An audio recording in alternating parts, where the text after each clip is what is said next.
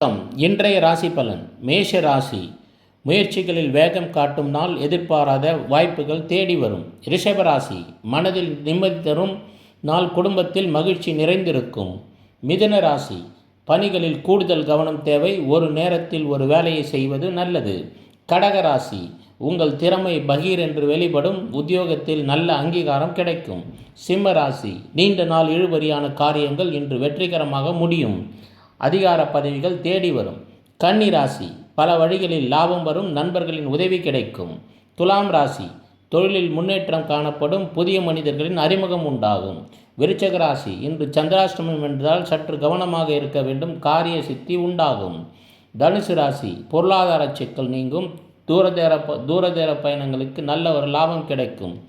மகர ராசி கிரகங்களின் சேர்க்கையால் இங்கு அதிக ஆற்றல் பிறக்கும், நிலுவையில் இருந்த வேலைகள் அனைத்தும் முடியும்.